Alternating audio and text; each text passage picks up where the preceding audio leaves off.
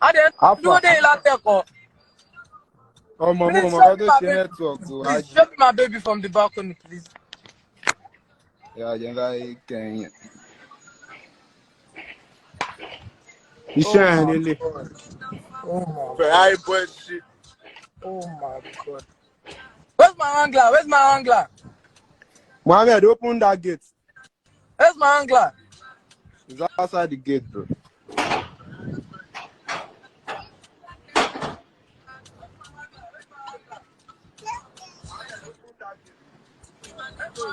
Outside gang. My man just come down now. My man just. No, I didn't come with my baby. I see I they didn't come. be. If I Oh, reach show like I that, made no, it see the car. Open that gate. Open the second gate. School. Oh no. Gang, you know, 100. I want that.